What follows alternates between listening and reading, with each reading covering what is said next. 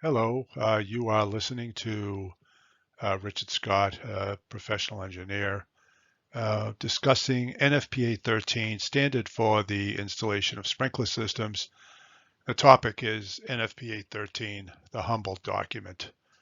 Now, why do I call it a humble document? It's a document that says we don't have all the answers. It lacks a singular point of view. It doesn't have a purity to it.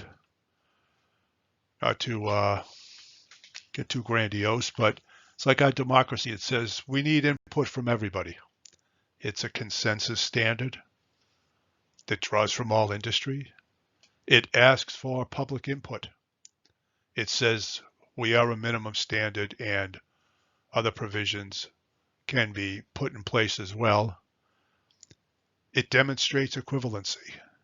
It says that nothing in this standard prevents other measures that are of equivalent means from being used for the installation of a sprinkler system. And finally, it exercises retroactivity. It doesn't look at prior installations, recognizes the worth of those prior standards. And that's only in the case where the AHJ does not deem change necessary. Before we proceed, let me just provide some information on who I am. My name is Richard Scott. I have a BSEE from Northeastern University. I've been a fire PE in Massachusetts for over 30 years. I am retired now, and with that, I retired my certified safety professional and certified fire protection specialty designations as a national board pressure vessel inspector for many years. I've worked in the insurance industry for over 40 years in an engineering capacity, and I taught at a school we had for over 25 years, as well as teaching at a community college for many years. I'm a code aficionado. Some people like to read Stephen King novels, and I do as well, but I'm also a person that gets equally excited by reading the codes. I think they're fascinating topics, and I always took every code that came through very seriously and marked it up, so much so that even when I retired in 2021, I continued to go through the codes, and by 2022, NFPA 13 marked up with all the changes. So I find the codes to be a very important element in professional sense, and also in the sense of how important the codes are in the development of the country. The 19th century, there were catastrophic fires in major cities that really could have restricted our growth had we not, through a multitude of actions such as the fire department and building codes and water supplies, determined that there was a route that we could take to eliminate these catastrophic city fires. I think the codes are a very, very important element. I need to say this right from the outset. This is for entertainment purposes only. It's my opinion. And you really should seek trusted advisors or NFPA for clarifications in codes and standards. No professional design should be based on this one discussion that I'll be having over the next few slides. As I mentioned, I am a person who loves codes. I love reading them. I find them fascinating. And I was one of those people that had such high regards for codes that I felt that there was a certain infallibility of them.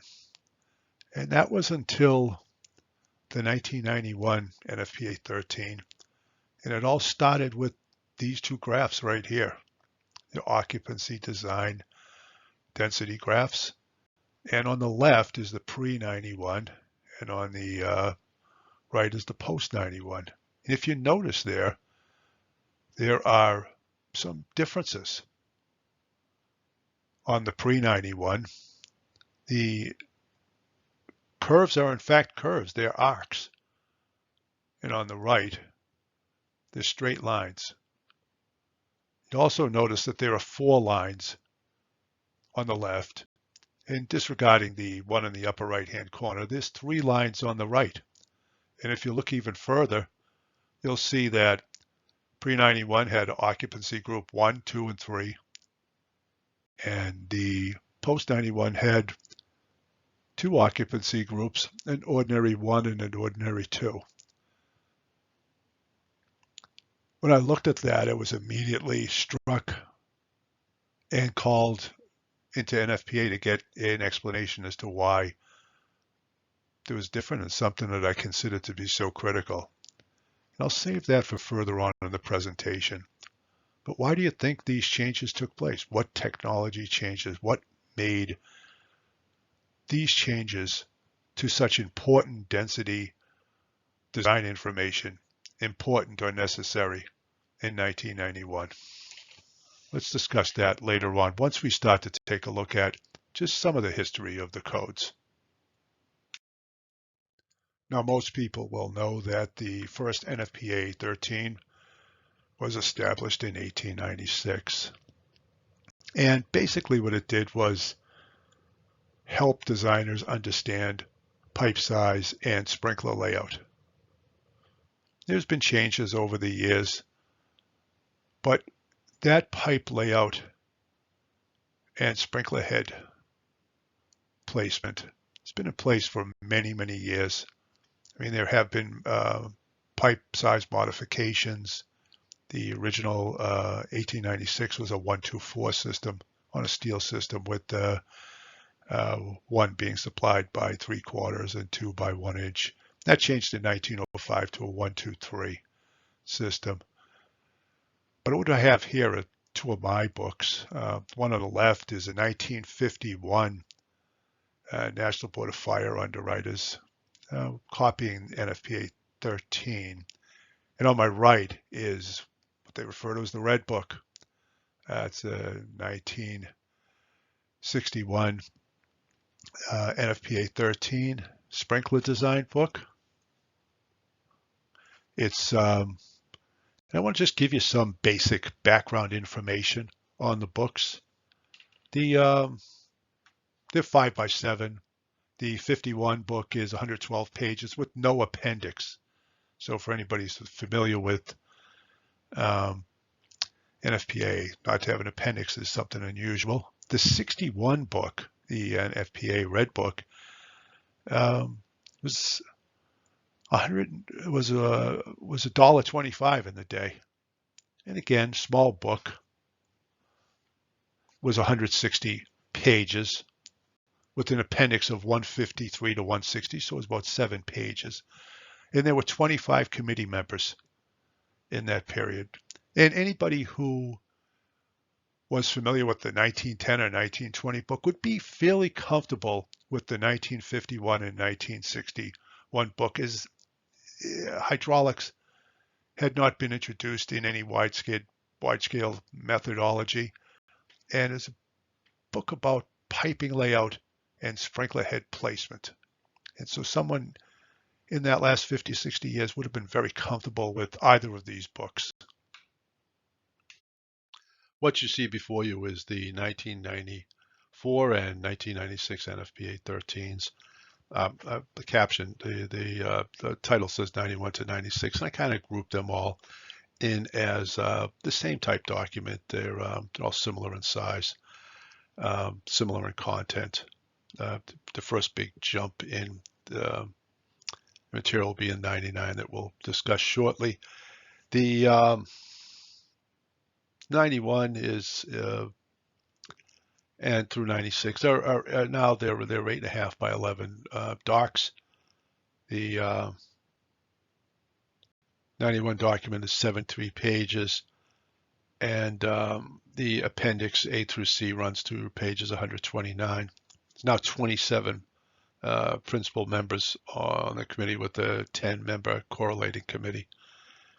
The 96 is not that dissimilar in size. It's 84 pages and runs to 148. Same Appendix A through C. Just the 89 standard had first incorporated the ESFR head, and so this system now is starting to take on the shape of a modern a modern system, unlike the 1961, which really does feel antiquated when you look at it. The next big change that we'll see is in the 1999 standard. Storage codes had been split off from the sprinkler standards in the 1970s. What I have before you is the 231C 91 standard and 231.95. I have some older standards of both, but they're photocopied and they just won't present well as photos. The 231C, just to give you a sense, was 42 pages and it had a 13-page appendix. Good sized document. The 231C was the 95 is a very short document. It's only 13 pages long, and it's about 20 pages in total. It's a very, very short document. Some of the older stuff, like for instance the 1990 231, was a little bit longer, about 20 pages. And what they had was for rubber and plastic storage. Had a rather interesting concept of initial and secondary densities. You should really get a hold of that if you can. Just an interesting design concept of meeting two densities of providing a strong high density initial density over a very small area, and then providing a larger density. And of course, the concept is to get as much water onto the fire as soon as possible because of the strong expected fire when dealing with rubber and plastic. But these were two good standards that ultimately would get rolled into something else. NFPA 13 1999 edition is one of the first of the big books. And the reason for that is that it includes, of course, the sprinkler standards that were part of the 1950s and 1960s, but also incorporates the storage standards as well, 231, C, D, E, and F.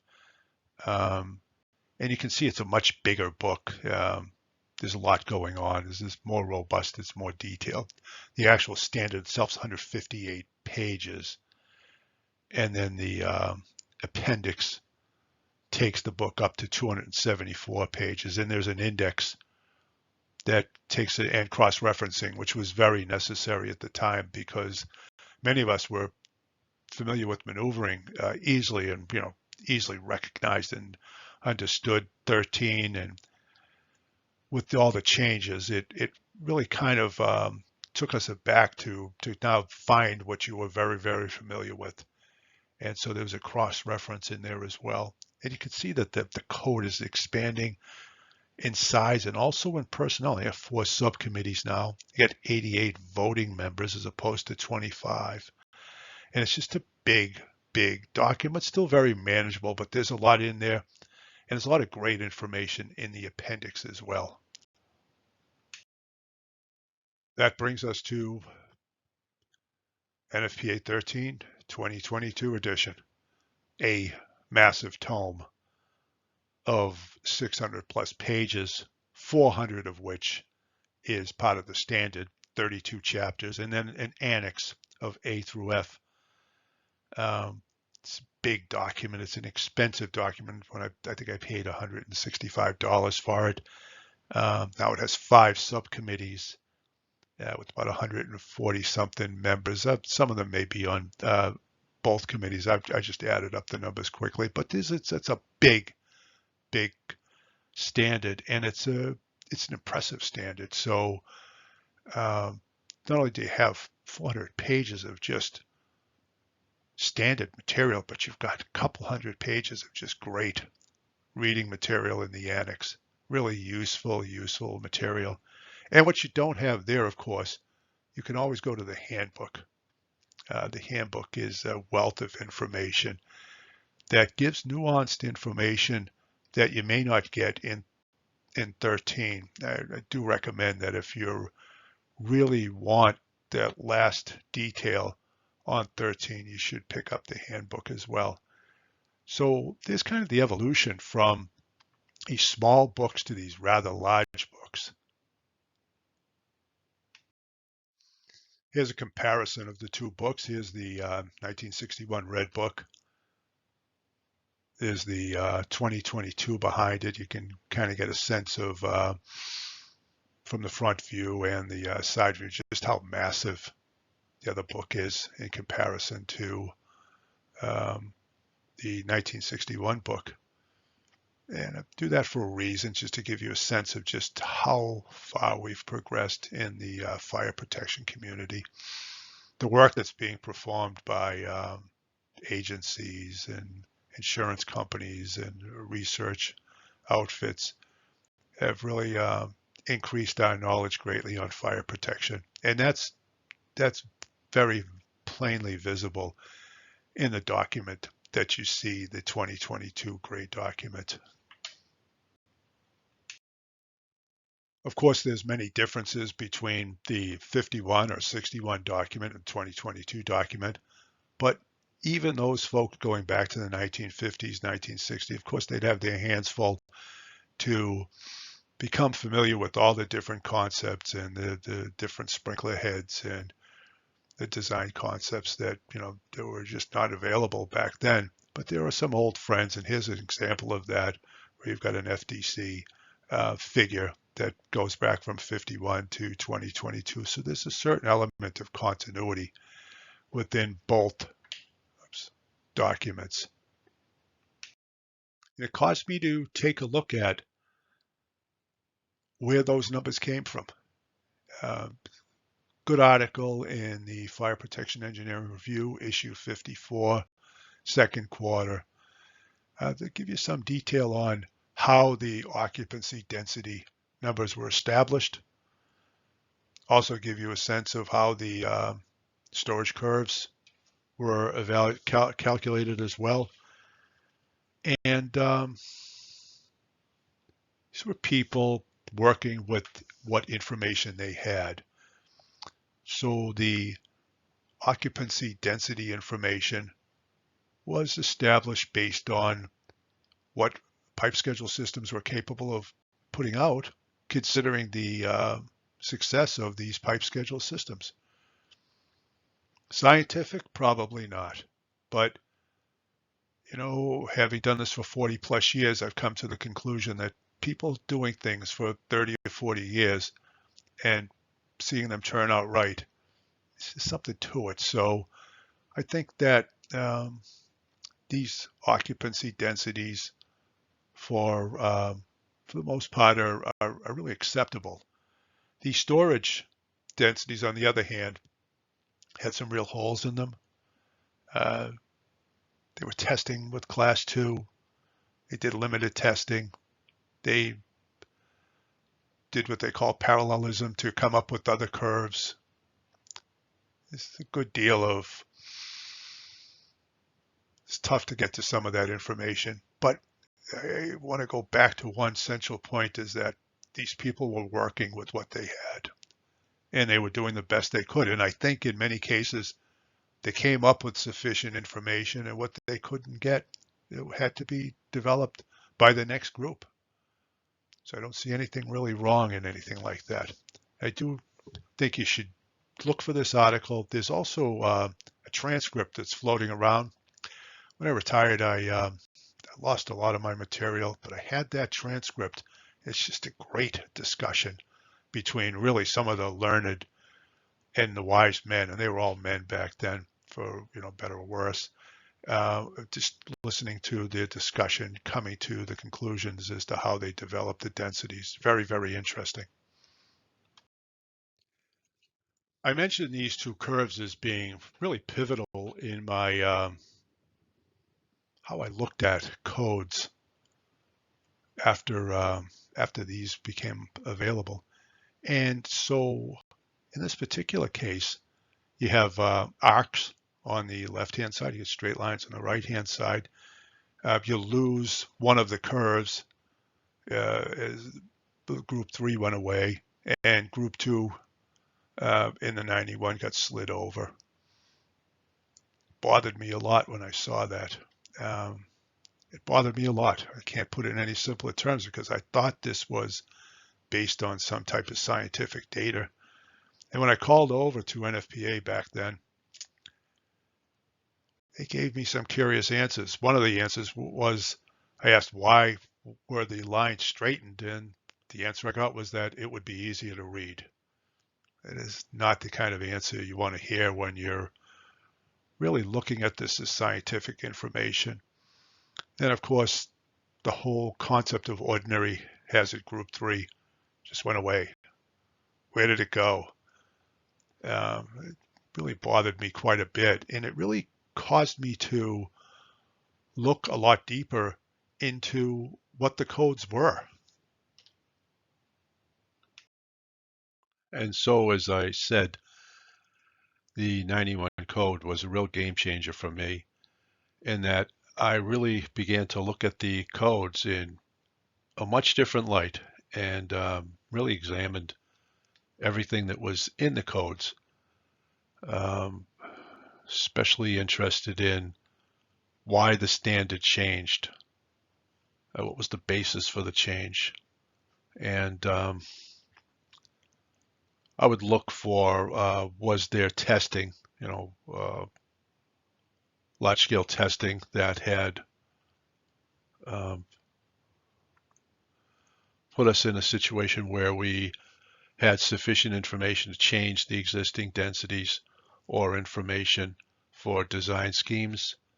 Was there research that had been conducted? Were there field problems? Not so much with sprinkler design, but just in other areas, MIC and that sort of thing, that necessitated changes to the code. Was there a large loss? Large loss is always a driver of change to the codes. Was it technological improvements? Were there things that just couldn't be done before that now could be done that resulted in change? And finally, were there committee dynamics? I always looked at who was the chair of the of a subcommittee. I think that's really important because they have a not so subtle influence on what gets put in the code, quite frankly. If you haven't set on a standard, it's a rather interesting process. There's a real interesting group dynamic.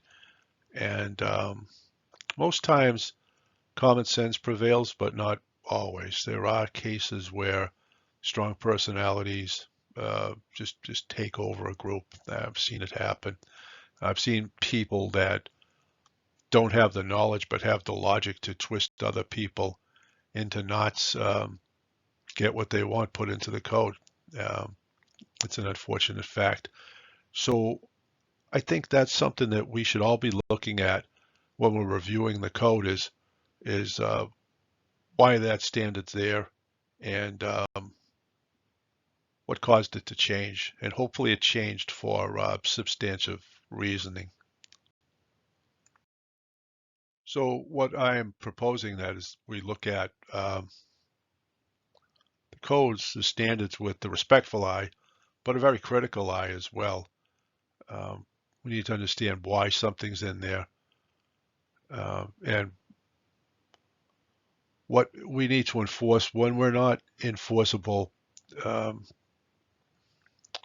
code officials. So for instance, if you're a PE, then it's pretty straightforward, or you're a code official, then you're just enforcing the code. But if you're in the insurance world, then you're not enforcing the code, you're working to underwriting standards, and those underwriting standards give you the latitude to make decisions as to what is critical to an acceptable risk. I would argue that the things that the code needs to do as it goes forward is to remove the arbitrary. A great case in point would be 52,000 square foot coverage per riser. FM no longer has that. It's arbitrary. There's engineering judgment behind it, but not strong engineering judgment. And things like that add a measure of nebulousness to the standard and probably should be removed. So the arbitrary should be removed. We should scour non-scientific grandfathered information. Something as simple as I was on this committee and you had a rule for a 5-gallon maximum pail of gallon of gasoline on site. There's no basis for it. We tried to change it numerous times, but we did not have a scientific basis for making the change, so it just kind of sat there. And some of this grandfathered information should really be scoured from the code as much as possible. Having said that, I'll do a 180 and say that we should appreciate some of the old data that we have that was developed by some of the great minds in fire protection in the 60s and 70s. Of course, the density curves, the occupancy density curves are just based on our best guess as to what's acceptable. And I think in a lot of cases, that's probably an acceptable thing to say. I think where does the code go from here? I think it's a very interesting question. We looked at the 1961 standard, 160 pages, and the 2022 standard is 600 pages. And there's a substantial difference. The biggest difference, of course, is in the storage realm with the CMSAs. That whole concept of large K-factor heads getting to the fire early with the penetrating droplet size that can suppress or in some cases extinguish a fire as opposed to the control mode sprinklers. What will the 2080 code look like? What do you think the code will look like 60 years from now? My best guess is that if the 1960 went from 160 to 2022 to 600, I don't think that the 2080 code will be exponentially larger. I don't think it'll be a 2,000 page document. I don't think there'll be 300 or 400 people on the committee. I think just the opposite. Like I say, I've been doing this for 40 plus years. I've looked at a lot of sprinkler piping sitting up there that never gets used. Some cases you've got multiple fire pumps, water tanks, yard mains, sprinkler systems, multiple sprinkler systems, in-rack systems, all the maintenance that's required of those systems, and those systems never get used. And, the argument is that they're in the event they are, but that's a lot of piping. It's a lot of expense for something that never gets used. It's not like a heating system or a cooling system or electrical system that gets used. This system never gets brought into play.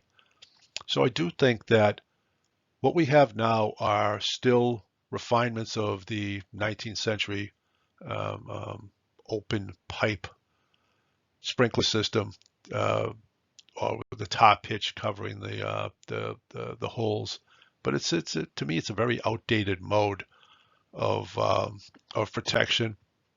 I do see something more along the lines of some type of mobile system that employs AI that is able to distinguish a fire at a very, very incipient stage and put out a fire with exceedingly small quantities of extinguishment, whatever that extinguishment might be. I also expect that there'll be material improvements over the next 60 years. So it wouldn't surprise me one bit that the 2022 standard, although chock full of very, very good testing and information, is looked at very much the way the 1961 standard is looked at as well. And what you have in 2080 is a really slimmed down standard that um, may not even have sprinkler piping. It may just have uh, robotic systems monitoring areas with super sophisticated detection systems, putting out fires at a very incipient stage. That's my feeling. Of course, I'd welcome any other opinions on the matter. I think my final thought is that we need to stay humble. We need to recognize that these are truly great standards. 13 is just a really great standard, and but it's an imperfect standard, as we all are, and we need to be humble in uh, in the use of it, where it goes, and um, and help it along its way to being the humble standard it is that's so critical. Thank you for listening. This is the first of my presentations. I decided to, this is the first time I've done presentations many times, but I've never done voiceover, so this is kind of something new to me. I'll be doing more. If you have any thoughts, by all means, just comment, and thank you for listening.